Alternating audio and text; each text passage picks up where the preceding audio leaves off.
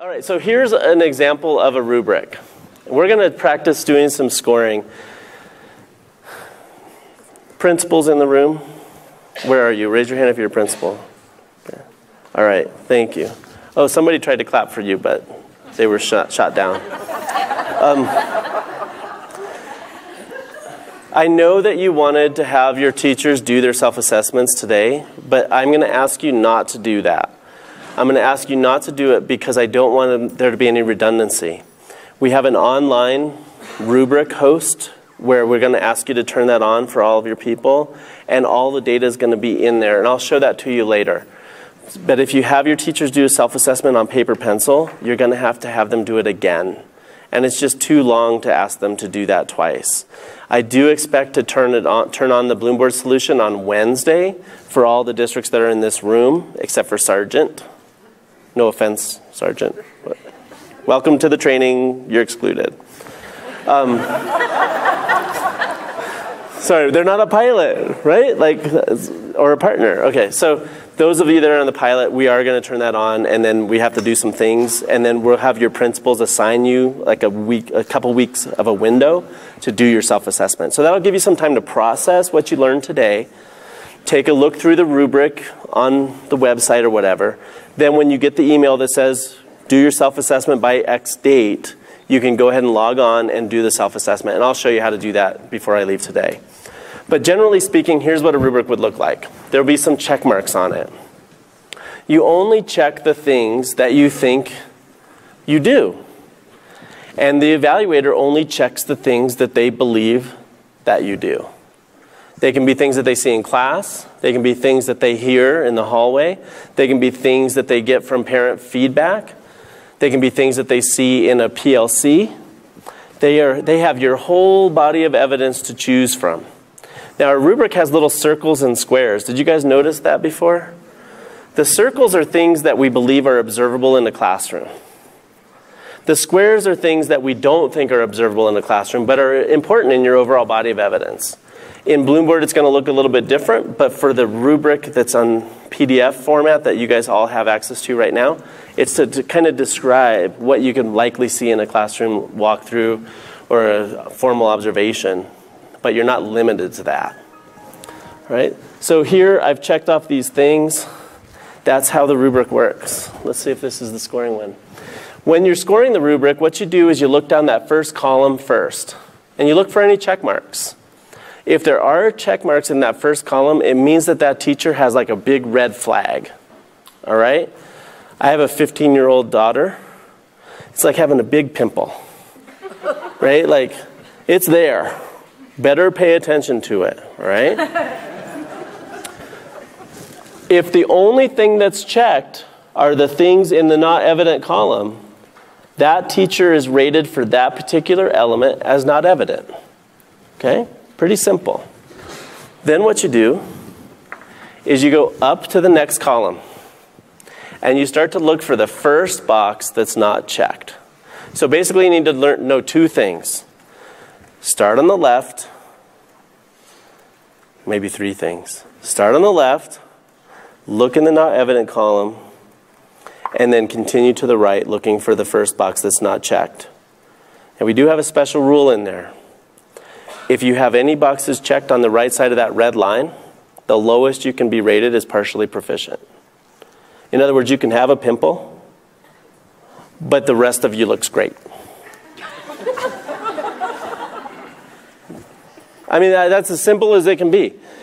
In a traditional rubric, all they see is the pimple. In our rubric, there's lots of other things that you possibly do. There's just one thing maybe that we want to flag to make sure that we address in that current year. So we're going to look up and down for the first unchecked box. So this is the way it goes, right? Top left, down, over, down, over, down, over, down, over, down. Let's practice. All right. Where's the first unchecked box or circle? It's where the arrow is pointing. It's in the accomplished column. Okay? So here's what you do. You go back one level, and that's the rating. So what's the rating for this element? Proficient. Right now you might be asking yourself why. It's because our rubric is cumulative. So you have to have everything in the one before it and everything in that row. So you don't have everything in accomplished, you're not accomplished. What do you have to do to become accomplished? You have to have evidence that your students are interacting with the rigorous and challenging content in meaningful ways. I know. What does that mean? We'll get into that too. You can have a checkbox or two in the not evident column. But if you have anything checked on the right side of that red line, the lowest you can be is partially proficient. The only way you're going to be rated not evident is if only boxes are checked in the not evident category. The reason for that is to give educators credit for the things that are in their body of evidence beyond the lowest common denominator. I like to think of it as like when I tell my daughter to clean her room, and she starts to clean her room and she does one thing really well, but you go in and you say, "You haven't cleaned your room?" And she goes, "But yes, I have. Look at my dresser." It's like, yeah, you're right. You did do something, but your whole room isn't clean yet. And that's what we're trying to get at. How do we give people credit for the things that are evident in their body of work without penalizing them if they're rated at the bottom or lower? So here's the way the categories stack up. I've already alluded to this before. There's mathematics involved in this. English teachers, where are you? It's okay, we're going to do the math for you. Okay. Well, I'm going to make you do the math today, maybe, during the simulation. But anyway, basically, if you get not evident in a standard, you're going to get 0 points for it. That's pretty easy to understand, right? If you get rated partially proficient, you'll get 1. Proficient, you'll get 2, so on and so forth. Then what we do is we combine the scores for the elements to get a score for the standards. Let me show you how that looks. Okay, so here's an example of a standard 1 with all of the elements. See A, B, C, D, E, F. Those represent the elements, all right? We did these together in our little sample, but I'm going to remind you, okay? So the rating for standard 1, element A, was proficient. How many points do they get for proficient? 2. So you see what I did? I put the little mark, and I gave the score in the right-hand column. In element B, the rating was accomplished. How many points do they get? 3. In element C, they were partially proficient, so they get 1. And then the rest of the rubric, the rest of standard 1, excuse me, worked out this way. So somebody really do their magic and add that up. 13. Let's check it and see if I added it right on the PowerPoint. 13 points. Now there's a scale down here in the lower left-hand corner. Where does 13 fall on that scale? Proficient. In proficient. So the overall rating for standard 1 is proficient. Good job. Okay? So what this is designed to do is say, you can be high in 1 or low in 1. All the math is going to work out to give you a scaled score. How proficient is that person? They're right in the middle of proficient, right? If they had 14, excuse me, what if they had 15 points? They're very close to accomplished, right? Could they go through the rubric and identify a couple of growth goals if they wanted to become accomplished? Absolutely. They could, if all they needed was 1 point, they could go to standard element C and say, well, I'll focus on that partially proficient one, try to become proficient. And the little checkboxes tell you what you need to demonstrate or have an artifact for. Okay? So this is the way it works by standard. So right now, we're going to do a simulation. Do you guys know what a simulation is? Okay, good. But you have to pick the simulation that's right for you. So let me show you your choices. I don't mind if you work individually, but I prefer if you work in a team. All right? So here's what they look like. On this page, you'll see down here in this section, there are some simulations. Oh, I'm not supposed to tell you what they are.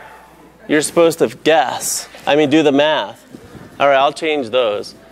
But here's an exemplary elementary teacher simulation. So if you click on it, because you choose this because you're with elementary people, what will happen is you'll pull up the entire rubric, but it's filled out. Okay? So this one happened to be exemplary, so what are we going to see a lot of? We're going to see a lot of check marks. So in the simulation, your job is to go through and try to do the math to figure out why they're rated exemplary, and then have a discussion about what type of growth goal might you give to this teacher. What types of things are they missing? So on and so forth. Now, if you're doing this training back at your site with the other people that are not here today, all of these are ready to be printed out so they can do them on paper pencil. We did not do that because we have roughly 4 hours in total. So we just want to give you an overall flavor for how they are. So your job now is to work individually or in a group, pick the rubric that matches what you're interested in, and then go through it, see if you can score it, come out right, and then talk about the growth goals that you might help that person come up with. Now, I do want you to believe on 2 things. I want you to believe that the person that did this evaluation was trained to do it. Okay? I want you to take that in good faith. And the second thing that I want you to believe is that the teacher was trained in this before they got this evaluation. This process that we're talking about with the model evaluation system is not about staying the night at a hotel and getting the bill under the door in the last 2 weeks of your school year. It's about knowing where you are in the rubric throughout the entire school year. So I'm going to give you roughly 15 to 20 minutes to do this simulation on your computer with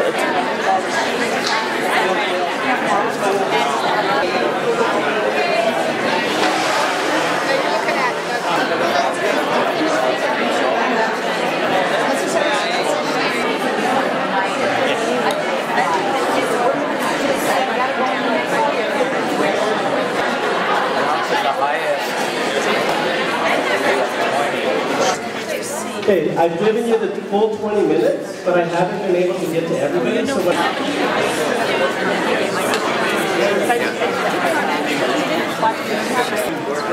if they really cared about their job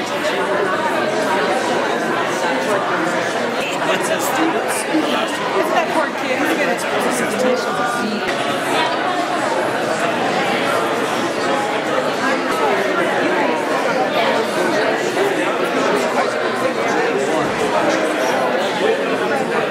all right, so you have just done the simulation to a degree.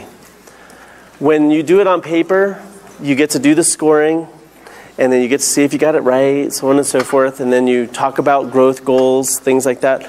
Let me get some people to share what they learned. First of all, here's the first thing I'd like for you to share out if you can. What were your ahas or general feelings about the rubric in general, seeing one that was filled out? Raise your hand if you're willing to share with the whole crowd.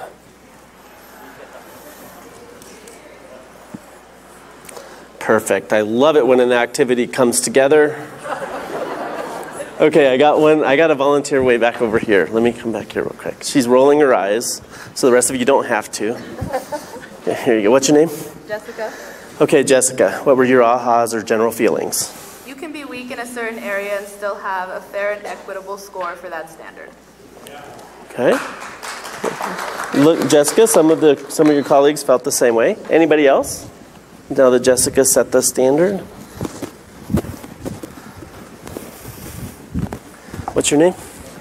My name's Kendra, and Diane and I discussed it. A lot of the things that we saw in the proficient and the accomplished were there. People, some of these things I hope that most of us can say we're doing, and we see check marks. Okay. They just want to clap today. I mean, they even clap for the principals. Okay, who else? Okay, back in the back.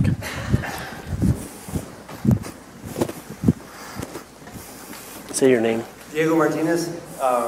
My aha moment was standard 5 it was weighted a little bit more, so pay attention to that. Apparently they want us to do pretty good at demonstrating leadership. Okay, now Diego brings up something kind of interesting. Okay, give him his props. Each of the standards can be weighted by district. So if the district has an emphasis on leadership, they can weight it accordingly. If they have an emphasis on instructional practice, they can weight it accordingly. They can't zero out anything, but they can make it go down to a certain percentages and then pile the rest onto another one. Any other ahas? Okay. Glaring questions. My first one came over here. I'm coming over. I can't remember your name. It starts with a G. Cynthia Gallagher. Cynthia. What was the giant question that came up as you went through this activity? I didn't understand why the math was included on that one standard.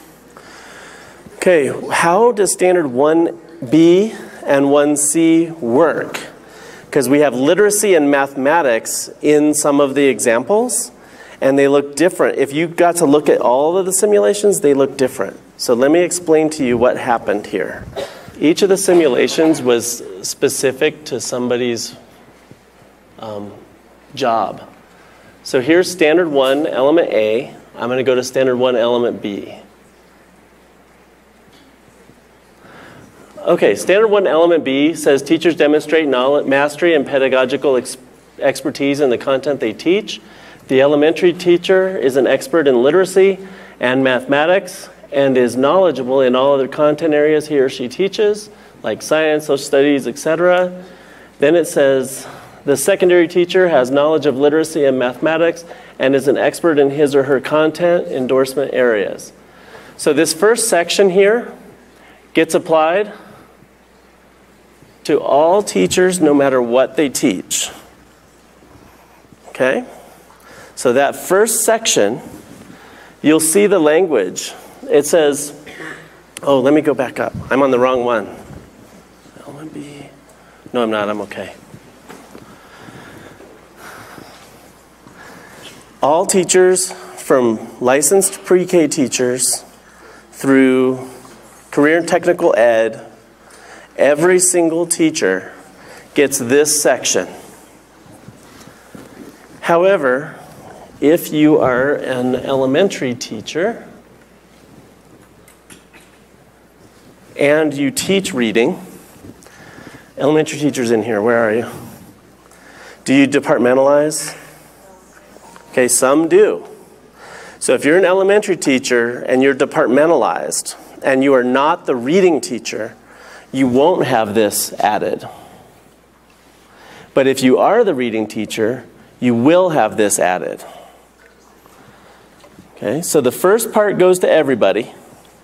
The second part goes to elementary teachers that teach reading. And then the third part, let me scroll down. And in your simulations, you didn't see all three of these because they were for the teachers. This part here is for secondary teachers who teach English or language arts. So secondary teachers, where are you? If you teach language arts or English or reading, you'll get this added to that element. Okay? So, the first section of these three that I just showed you go to everybody. High school social studies teacher, yes. Middle school physical education teacher, yes. Elementary school librarian, sorry, yes. The second section gets added to it if you teach reading in the elementary school. And the third section gets added if you teach reading, language arts, or English in the secondary school. Questions? Okay. So this is the way we handled this, and here's why. The secondary teachers were all freaking out when they saw phonemic awareness and phonics. They were. The elementary teachers were not. So the elementary teachers have phonological awareness and phonics added to theirs. And then every teacher doesn't have those. Instead, they just have to make sure that the content that they're teaching, if there's literacy involved, that the reading strategies are there and that they are making connections to literacy across their content. Okay? Now let me show you the math, because that's how we got started on this conversation. Math is a little bit different. The math element says teachers demonstrate knowledge of mathematics and understand how to promote student development in numbers and operations, algebra, geometry, measurement, data, etc. But if you're not a math teacher, that's hard. And in the spring, we had one that says everybody's going to make kids do math problems. You should have seen the English teachers with hives.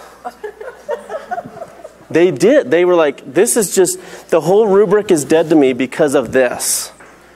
So all teachers get this now. And you see the language, it says emphasizes to students why they need to learn math.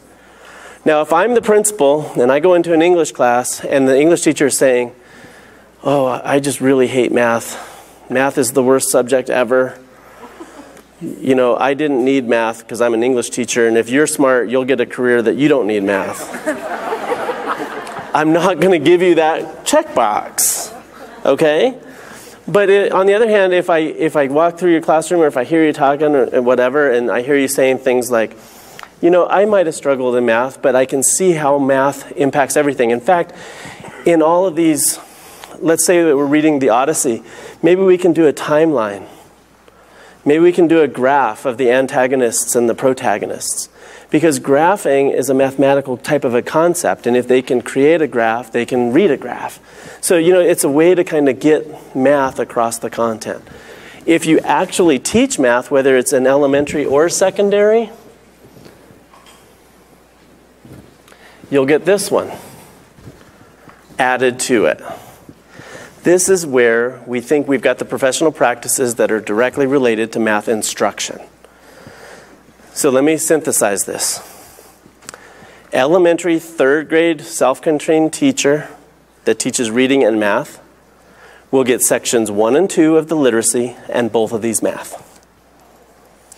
High school teachers that are dual certified in English and math and have 3 sections of language arts and 2 sections of mathematics will get the first section and third section of literacy and both of these math sections. Guess who has to pick the right rubric for you? The principal. Guess what the principal has to know in order to pick the right rubric for you? What you're teaching.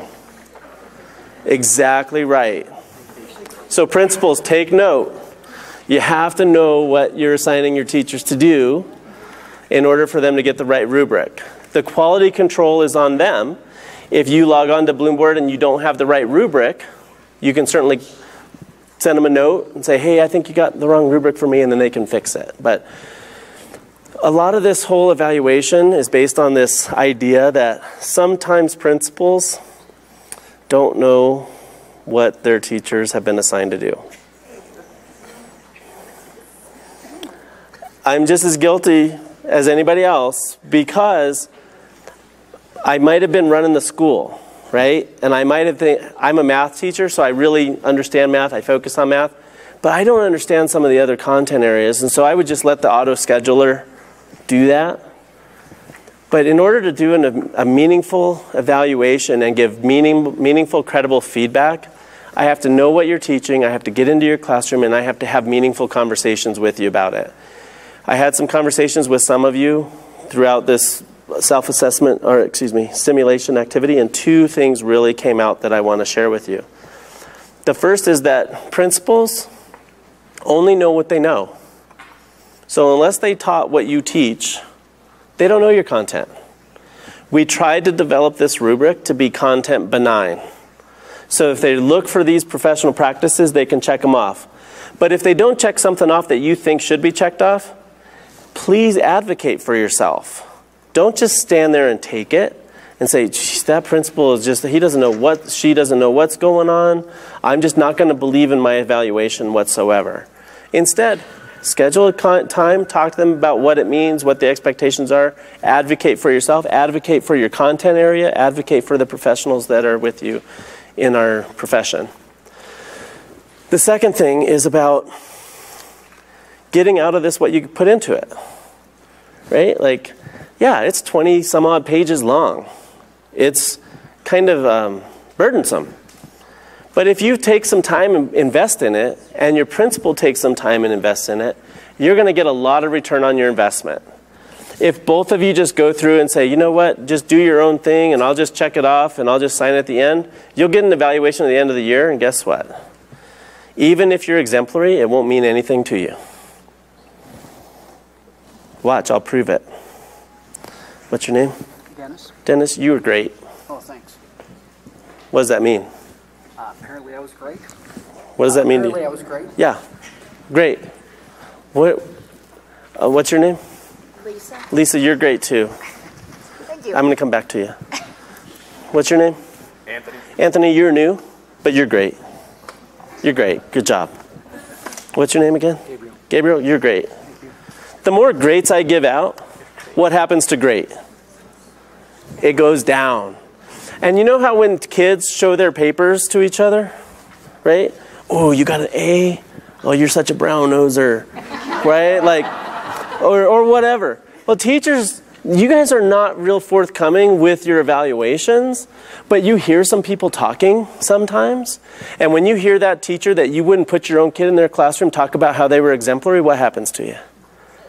Yeah, you puke in your mouth, right? It's like, oh, doesn't that principal know that teacher beats kids in the closet, right? Like, now, this system is only as good as you implement it. So we're out there training this way in all 27 of our pilot districts, and we have another 100 districts already signed up to get training from us. Sargent has taken time out of their schedule to come and listen to this training here. How far did you drive? 5 miles? Talk about a backfire. Jeez. I drove from Fort Collins this morning. They actually walked, right? Covered wagon. Okay, so you know what? And our job, like, this is not CDE doing this to you, okay? This is like us looking as a state and saying, only 70% of our kids graduate. Of the 70% of the kids that graduate, the ones that go to college, half of them need remediation in their first year. Okay, like, so like, how high quality is the high school diploma? And I don't mean to blame high school teachers, because I know about the blame story, right? Like, high school teachers are like, it's not us, it's the middle school. If they would just have one less dance, all problems would be solved. And we all know that it's all because the elementary teachers are just having recess.